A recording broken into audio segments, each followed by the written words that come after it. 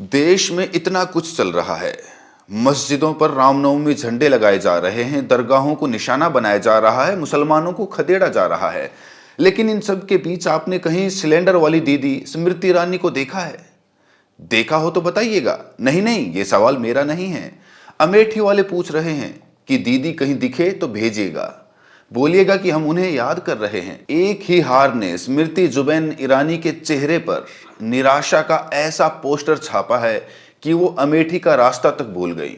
और ऐसा भी नहीं है कि केवल कांग्रेस वाले खोज रहे हैं, बीजेपी वाले भी खोज रहे हैं, उनके समर्थक खोज रहे हैं, उनके चुनाव प्रबंधक खोज रहे हैं कि परदेसी मैडम कभी तो दर्शन दे जाओ। हमारे ही दम पर इतने साल तक राज भोगा, ऐसी भी क्या नाराजगी। लेकिन ना, स्मृति ईरानी ने बड़े जोशो खरोश के साथ अमेठी के गोरीगंज के मेदममई गांव में एक आलीशान कोठी बनवाई। बड़े धूमधाम के साथ 22 फरवरी 2024 को गृह प्रवेश की पूजा करवाई। तब भारी जमावड़ा लगा था। यह घर इसीलिए बनवाया गया था कि स्मृति ईरानी यकीन दिला सकें कि वो दिल्ली से केवल चुनाव लड़ने के लिए अमेठी नहीं आई, बल्कि वो अमेठी के स्थायी निवासी हैं। घर बनवाकर स्मृति ईरानी ने कहा था कि अमेठी से अब उनका अटूट रिश्ता बन गया है, वो अमेठी की बेटी बन गई है। उन्होंने अपनी ब्रांडिंग भी अमेठी की दीदी के तौर पर शुरू की। इसी आधार पर स्मृति ईरानी ने राहुल गांधी को अमेठी से चुनाव मैदान में उतरने के लिए बार बार ललकारा। लेकिन कांग्रेस ने वहां से सोनिया गांधी के सहायक रहे किशोरी लाल को उतारकर स्मृति ईरानी का सारा गणित बिगाड़ दिया। स्मृति ईरानी को लग रहा था कि अगर उन्होंने फिर से राहुल गांधी को हरा दिया तो जायंट किलर कहलाएंगे, और अगर हार गई तो शहीद कहलाएंगी। लेकिन किशोरी लाल के कांग्रेस की तरफ से उतरने से स्मृति ईरानी की ख्वाहिशों को पलीता लग गया। कहां तो स्मृति ईरानी को लग रहा था कि वो हारी भी तो सोनिया गांधी से हारेंगी, राहुल गांधी से हारेंगी, प्रियंका गांधी से हारेंगी, तो कहां किशोरी लाल ने उन्हें धूल चटा दी, वो भी लगभग 2.25 लाख वोटों से। लगता है इस बेइज्जती से जख्म खाई स्मृति ईरानी ने अमेठी से तौबा ही कर लिया। पहले लग रहा था कि नतीजों के कुछ दिनों के बाद स्मृति ईरानी फिर से अमेठी लौटकर बीजेपी की राजनीति में सक्रिय हो जाएंगी, लेकिन 10 महीने बाद भी उनकी घर वापसी नहीं हुई है। तो पूछा जाने लगा कि मैडम कब आएंगी, और विरोधी तो विरोधी, उनके समर्थक, वोटर और प्रबंधक तक पूछ रहे हैं कि मैडम एक बार झलक तो दिखला जाओ।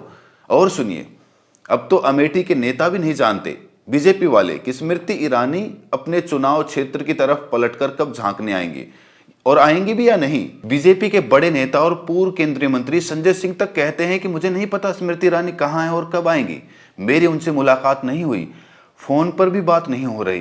कमाल की बात तो यह है कि एक पूर्व केंद्रीय मंत्री का कहना है कि मैंने उनके ऑफिस से मिलने का वक्त मांगा था, लेकिन आज तक कोई जवाब नहीं मिला। भाजपा के आम कार्यकर्ता का तो जाने ही दीजिए, भाजपा अपनी दीदी के घर वापसी के लिए तरस रही है। आखिरी बार वो नतीजे वाले दिन ही अमेठी में दिखी थी। अमेठी भाजपा के भीतर कई तरह की अफवाहें चल रही हैं।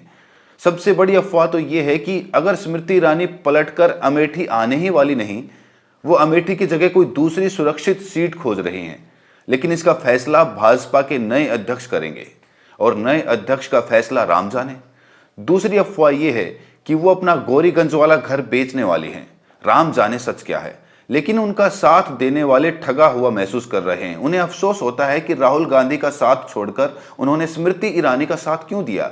भास्कर की एक रिपोर्ट के मुताबिक शीतला प्रसाद मेदममई गांव में ही रहते हैं। इसी गांव में स्मृति ईरानी का घर है। शीतला प्रसाद ने स्मृति ईरानी के चुनाव प्रचार में पूरी ताकत झोंक दी थी। उनकी बहू गांव की प्रधान थी। शीतला प्रसाद कहते हैं कि दीदी भले अमेठी लोकसभा चुनाव हार गईं, लेकिन हमारे बूथ से तो जीती ही थी। वो यहां आती तो हमारी भी हिम्मत बनी रहती, लेकिन रिजल्ट के बाद उन्होंने ना कभी फोन किया और ना कभी खुद आई। अब आसपास के लोग जिन्होंने हमारे कहने पर स्मृति ईरानी को वोट किया था, वो हमसे पूछते हैं कि दीदी कब आएंगी। हमारी समझ में नहीं आता कि उन्हें क्या जवाब दें। हमारे पास उनसे संपर्क करने का कोई तरीका नहीं है।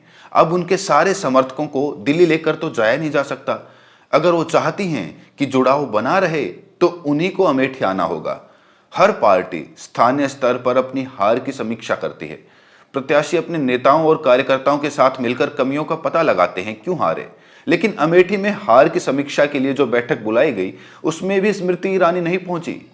स्थानीय बीजेपी नेताओं का कहना है कि मैडम केवल अपनी कोर टीम से मिलती हैं, वो भी दिल्ली में। ये टीम अमेठी के बारे में जो कुछ बताती है वही सुनती हैं। जो सबसे हैरान करने वाला है वो ये कि स्मृति ईरानी का अमेठी में कोई कैंप कार्यालय तक नहीं है और ना ही उनका कोई प्रतिनिधि है जिससे कार्यकर्ता अपनी बात उन तक पहुंचा सके। एक किस्सा बड़ा दिलचस्प है, सुनिएगा। 23 मार्च को स्मृति ईरानी का जन्मदिन होता है। अमेठी के बीजेपी कार्यालय में इसका इंतजाम हुआ। चुनाव हारने के बाद ये उनका पहला जन्मदिन था। कार्यकर्ता इंतजार कर रहे थे, गौर कीजिए, बीजेपी कार्यकर्ता, कि मैडम कम से कम अपने जन्मदिन पर तो कार्यकर्ताओं के बीच होंगी, लेकिन वो नहीं पहुंची। पूछा गया स्मृति ईरानी क्यों नहीं आई अपना बर्थडे मनाने, तो कार्यकर्ताओं ने तंज कसते हुए कहा कि वो तो राष्ट्रीय नेता हैं, वो अमेठी में आएंगी, लेकिन उन्हें बड़े बड़े लोगों से मुलाकात करनी होती है। कांग्रेस के नेता स्मृति ईरानी की अदृश्यता पर चुटकी लेते हुए कहते हैं कि घर बना लेने से कुछ नहीं होता, रिश्ता बनाना पड़ता है। ये जीत हार से तय नहीं होना चाहिए, लेकिन एक बार वो जैसे ही हारी, रिश्ता तोड़ लिया। दिल्ली से आई थी, वहीं चली गई। इसी तरह आम आदमी पार्टी की तरफ से लड़ने वाले कविराज कुमार विश्वास ने भी 2014 में कहा था कि अमेठी मेरा घर है। ऐसे घर वालों को यहाँ की जनता नकार चुकी है, वो पलटकर कभी नहीं आए। कुछ लोग तो ये भी कहते हैं कि स्मृति अपना बोरिया बिस्तर गौरीगंज वाले घर से लेकर जा चुकी हैं। खाली घर बचा हुआ है, वो भी जल्दी ही बेचकर भागेंगे। इस घर में फिलहाल केवल एक घरेलू सहायक रहता है, उनका नाम है ध्रुवराज। ध्रुवराज कहते हैं कि हमें लगा था कि मैडम जब महाकुंभ में नहाने आएंगी तो यहां भी आएंगी, लेकिन नहीं आई। दीदी को अच्छा लगे इसके लिए फूलों वाले पौधे पहले से लगा दिए गए, खूब फूल खिले। लेकिन ध्रुवराज नहीं जानते कि जब राजनीति में लोकप्रियता की जमीन खिसकती है तो बादशाह के फूल मुरझाते देर नहीं लगती। अमेठी की जनता पूछ रही है कि स्मृति जुबैन ईरानी मैडम, आपकी घर वापसी कब होगी। इस वीडियो में इतना ही। अगर आपने चैनल को सब्सक्राइब नहीं किया तो सब्सक्राइब करें, नोटिफिकेशन बेल को प्रेस करें और अपना ख्याल रखें।